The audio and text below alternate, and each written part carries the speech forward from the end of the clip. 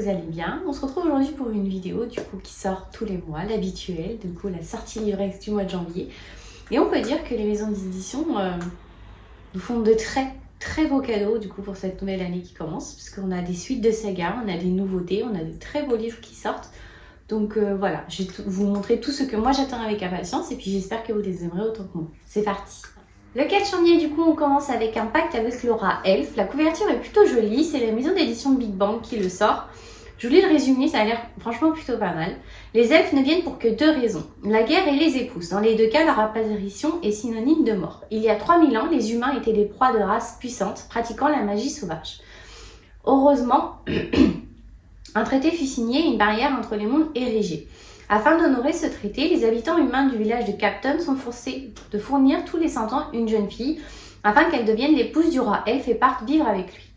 Être choisie revient à quitter son peuple et sa famille pour toujours, une condamnation à laquelle Luella, âgée de 19 ans, est heureuse d'avoir échappé. Elle a pu ainsi suivre des études d'herboriste afin de devenir la guérisseuse du village. Jusqu'au jour où le roi elfe vient pour elle. La voici désormais forcée d'épouser un roi froid à la beauté surnaturelle et de vivre au cœur d'un pays plein de magie sauvage. Mais qui se meurt, car Luella va vite découvrir que pèse sur ses épaules un lourd fardeau. Elle seule peut sauver à la fois ce monde et celui dont elle vient où elle a laissé les siens. Franchement, il a l'air plutôt pas mal, il annonce une bonne dose d'aventure et pour le moment, il y a 4 livres qui sont prévus, donc on va voir ce que ça donne. C'est une nouvelle saga qu'on va commencer cette année. Le même jour, nous avons Entre ciel et terre, tome 1, Le Soleil Noir, et c'est la maison d'édition Brajlon qui le sort. La couverture a l'air intrigante, honnêtement, c'est assez impressionnant. C'est une trilogie normalement, et je vous lis le résumé. Un dieu reviendra quand la terre et le ciel s'uniront, sous le soleil noir. Dans la ville sainte de Tova, le solstice d'hiver est un jour de fête et de renouveau. Mais cette année, il coïncide avec une éclipse solaire, un événement rare que le prêtre du soleil considère comme un déséquilibre du monde. Parti d'une cité lointaine, un navire doit arriver à Tova pour le solstice. Sa capitaine, Xiala, est une tech en disgrâce dont le chant apaise la mer aussi sûrement qu'il peut faire perdre la tête à un homme. Elle transporte à son bord un passager unique, Serapio, un jeune homme aveugle, couvert de cicatrices et drapé du manteau de la destinée. Or, Xiala ne sait que trop bien qu'un homme apparemment inoffensif s'avère souvent être un ennemi. Franchement, il donne envie, il nous promet, on va dire, pas mal d'aventures, donc on va voir ce que ça donne. Le lendemain, le 5 janvier, donc là c'est une édition de la maison de Desaxus qui sort, et c'est Terre brisée, le tome 1, c'est une trilogie aussi normalement. Je vous lis le résumé.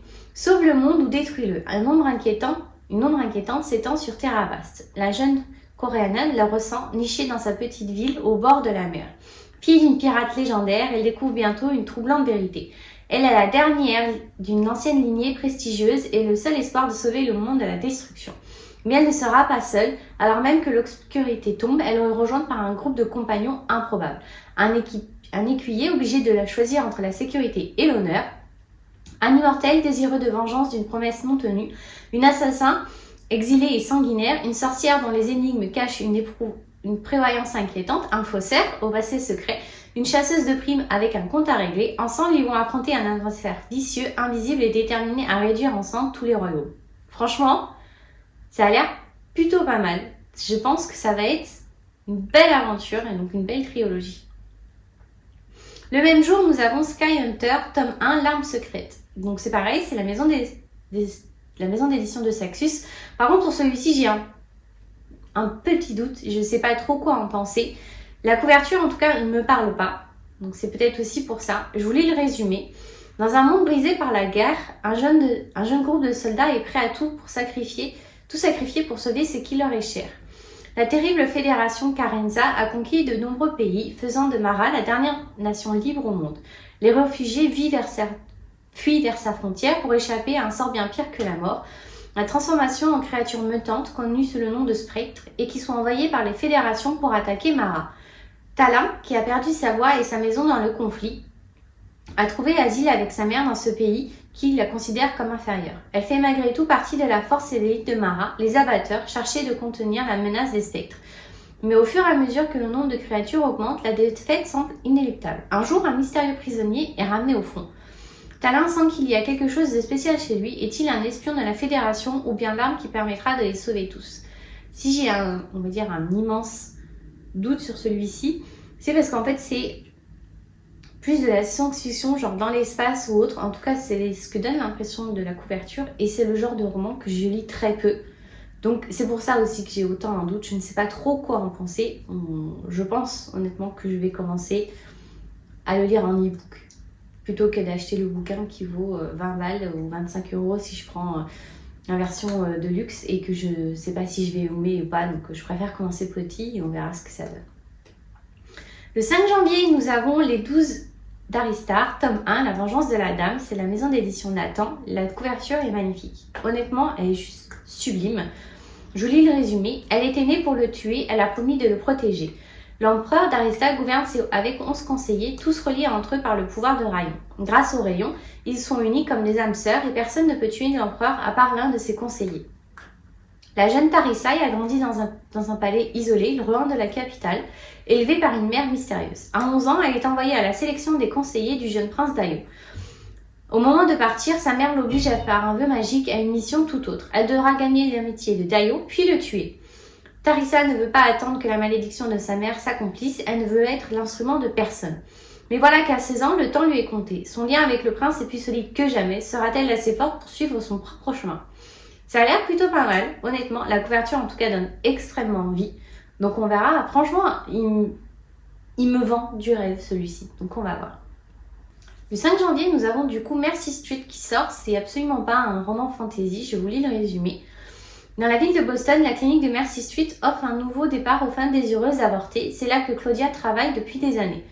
Chaque jour, elle affronte la peur et la détresse de nombreuses patientes au destin bouleversé. À cela s'ajoute la détermination des militants anti-avortement, dont la présence quotidienne aux alentours de la clinique rend l'ambiance tendue, sinon dangereuse. Pour faire face à cette pression constante, Claudia fréquente un sympathique dealer d'air, Timmy, qui compte parmi ses clients un jeune homme introverti et solitaire. Sur une plateforme en ligne, ce dernier se met au service d'un gourou pro-vie qui commence à développer une fixation sur Claudia. Je sais pas, il me parle, on verra ce que ça donne. En tout cas, ça va être une des lectures, je crois que je l'ai déjà précommandée en plus, donc j'ai hâte de voir ce que ça va donner. Le 11 janvier, celui-ci je le lis uniquement pour la couverture qui est pétante, je l'adore, franchement elle est juste magnifique. C'est Une magie teintée de poison, le tome 1 de Judy Hillin et c'est la maison d'édition Stardust qui le sort. La couverture franchement elle me parle, j'ai qu'une envie en fait, c'est plonger dedans. Donc je vous lis le résumé. Quand je regarde mes amies, tout ce que j'arrive à penser, c'est ce qu'elles ont. Ce sont elles qui ont enterré ma mère. Ning a perdu sa mère et le plus douloureux de son histoire, c'est qu'elle est responsable de sa mort. C'est elle qui lui a administré le poison sans le savoir, par un thé lumineux qui lui a été fatal, et qui pourrait maintenant être également mortel pour sa sœur Shu. Un jour, Ning entend une compétition s'organise pour trouver le plus grand maître Sheng, Nongxi du royaume, une magie ancestrale de l'art de la préparation du thé, où ce dernier peut se révéler être une excuse, un défi ou une arme. Elle traverse alors le pays pour se rendre à la cité impériale et prendre part au concours. Le gagnant recevra une faveur de la princesse, peut-être l'unique chance pour Ning de sauver sa sœur. Mais entre les trahisons compétiteurs, la machination de la politique des cours et un mystérieux et envoûtant jeune homme qui semble cacher un lourd secret, Ning devra être vigilante car le danger est partout autour d'elle. Franchement, il me vend du rêve. La couverture est juste magnifique et je crois qu'il fait partie des livres que j'ai déjà précommandés, donc que j'attends de recevoir. Franchement, il est juste, il me parle, j'ai qu'une envie, c'est de le lire. Le 11 janvier, nous avons Sirène et l'oiseau maudit. La couverture est assez intrigante, honnêtement. Elle est belle. C'est un peu un dessin, une peinture, mais il y a vraiment une sorte de vie dedans. Et voilà, c'est juste intrigante quand on l'a. J'espère avoir cette même impression que quand je la vois là, que quand je l'aurai dans les mains. Je vous lis le résumé. Depuis la fin des guerres des astres, Sirène travaille avec son père adoptif Ziri dans la bibliothèque de la cité d'Afra. Quand Ziri est victime d'un attentat, Sirène doit affronter les fantômes de son passé et le pouvoir autoritaire des veilleurs, adorateurs du soleil. Esselée, elle pactise avec Tanit, une femme transformée en faucon par un sortilège. Peut-elle faire confiance à cet oiseau maudit? Qui est-il vraiment et quels sont ses secrets? La mystérieuse prophétie d'une voyante va lancer Sirène et l'oiseau dans une quête périlleuse où la lumière incertaine de la lune, la magie peut revêtir des formes inattendues. Il a l'air plutôt pas mal. C'est la maison d'édition Rajo. Franchement, il se donne beaucoup de mal, on va dire, pour ce début d'année. Le même jour, nous avons le tome 6 de Chouboujouti qui sort. Et là, c'est purement et simplement personnel parce que faut que je continue ma collection, tout simplement, même si je sais comment ça finit. Ensuite, nous avons... Oh, j'ai perdu ma feuille. Hop. Voilà. Le 19 janvier, nous avons As de pique. Pareil, c'est à la maison de Saxus. Il en sort plein ce mois-ci. Franchement, c'est les uns après les autres. Nous avons du coup As de pique qui sort. Ça a l'air d'être un peu une... comment dire, Dark Academy, un livre Young Dark Academy. Donc on va voir ce que ça donne. Je vous lis le résumé. Comment jouer au jeu si les cartes sont truquées? Lorsque des étudiants de l'académie Niveus, Devon et Shimaka, sont sélectionnés pour faire partie des préfets de terminale, il semble que leur dernier débute de manière incroyable.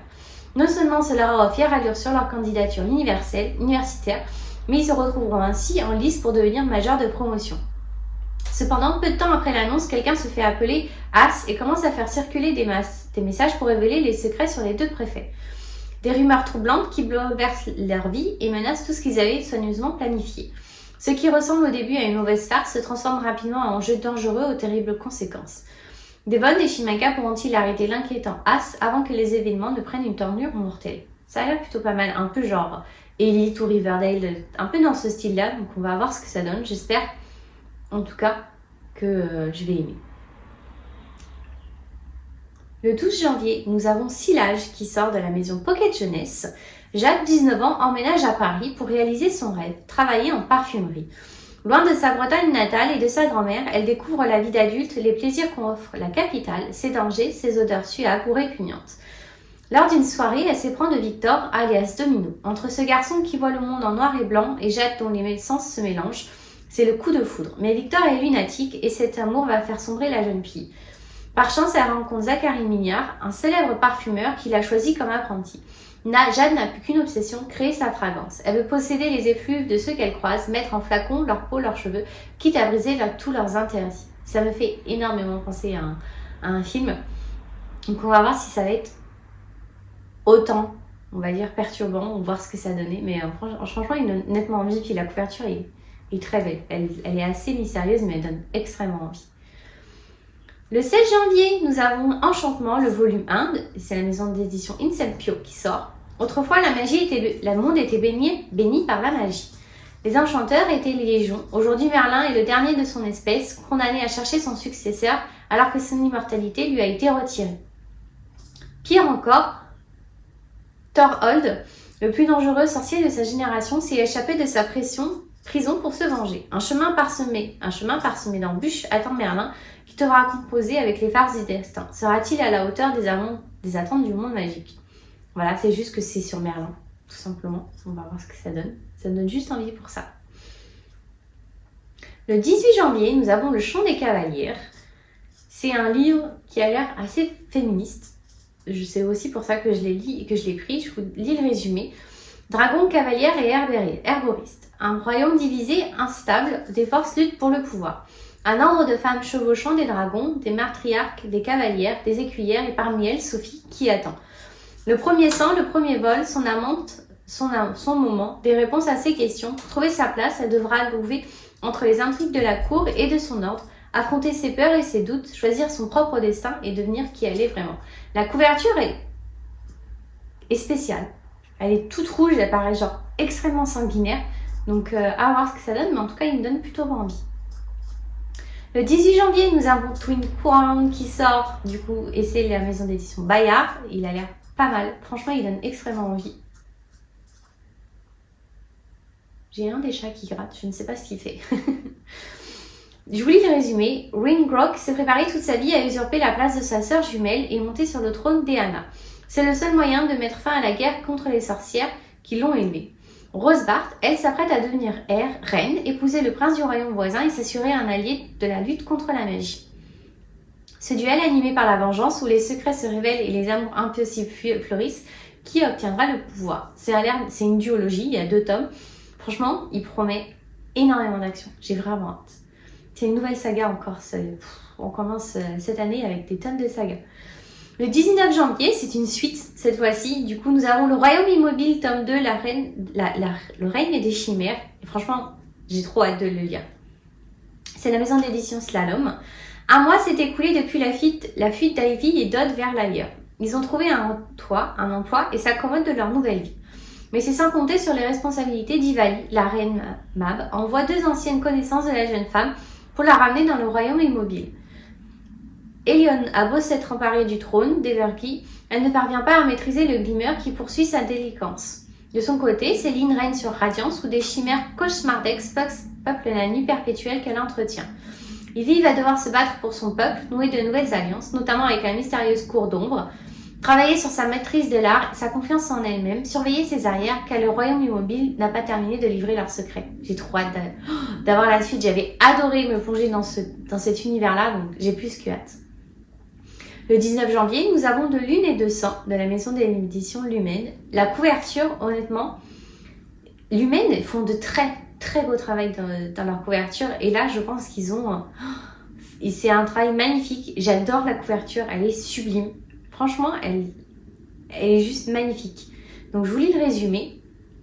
Lorsque la lumière et la lune effleurent, le monde de Catherine se métamorphose. Au cœur de la lune de Colis s'élève un immense symptôme, en construction depuis des années. Et sur la plus haute de ses flèches se dresse la silhouette de Catherine, jeune orpheline qui inspecte les travaux et l'échafaudage pour le compte du maître architecte Thomas.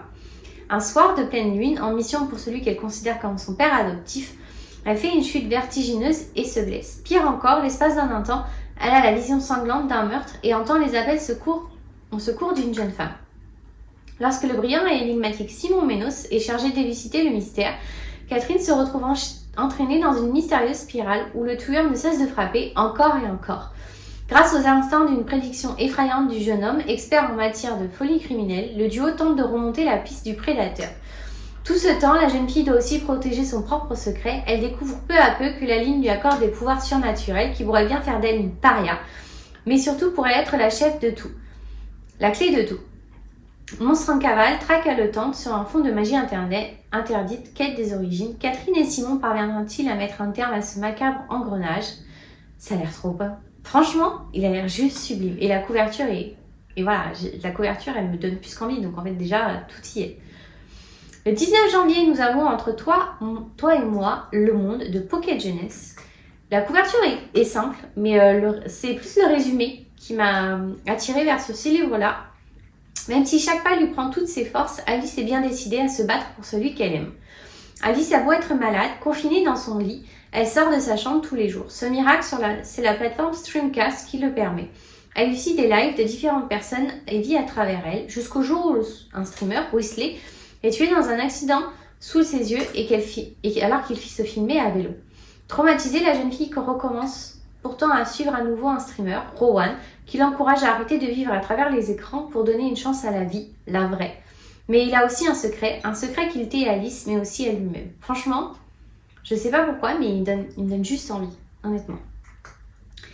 Et le 26 janvier, nous avons un bouquin que je m'attendais pas à ce qu'il sorte aussitôt. Donc c'est le livre de la nuit, Book of Night de Holly Black. Donc ça c'est pareil, c'est la maison de Saxus qui le sort. Charlie Hale est une escroc de bas étage. Elle n'a jamais trouvé une serrure qu'elle pouvait crocheter, un livre qu'elle ne pouvait voler ou une mauvaise décision à ne pas prendre. Elle a passé la moitié de sa vie à travailler pour les Crépuliens, des magiciens qui manipulent les ombres afin d'espionner et ou même tuer des gens. Les Crépuliens gardent leurs secrets avec avidité pour faire fructifier leur réseau clandestin. Ils ont besoin de Charlie. Maintenant, Mermaid, la jeune fille, essaie de s'éloigner de ses erreurs passées, mais sortir de cet univers n'est pas si facile, sans compter que sa sœur désespérément besoin de magie et que son petit ami, sans ombre, peut-être sans âme, semble lui cacher des choses. Lorsqu'une figure de son passé refait surface, Charlie plonge dans un tourbillon de meurtres et de mensonges, déterminé à survivre. On va devoir affronter de nombreux adversaires qui essayent de s'emparer d'un secret au pouvoir terrifiant. C'est alors que Charlie se lance à la recherche du livre de la nuit. C'est Holly Black, donc ça a l'air trop bien. Et voilà, je vous ai lu tous les résumés de tous les bouquins que j'attends avec impatience. On peut dire que de Saxus, on va dire, essaie de se rattraper à ce début d'année avec pas mal de sorties. Il y en a plusieurs qui me donnent envie. Il y en a même déjà 2-3 bouquins que j'ai précommandés, pas que des de Saxus. J'ai déjà précommandé Twin Crown aussi. Et franchement, il y en a plusieurs que j'ai vraiment hâte de voir. Les couvertures sont très jolies pour certaines. J'espère que quand je les aurai dans les mains, je ne serai pas, on va dire, déçue ou que ce soit l'ordinateur qui m'avait fait sentir certaines choses. Donc on verra ce que ça donne, mais j'ai très très hâte de me plonger dans un certain univers. En tout cas, j'espère que cette vidéo vous a plu. On se retrouve du coup lundi prochain pour une prochaine vidéo et je vous souhaite à toutes et tous encore une très bonne année. Bye bye!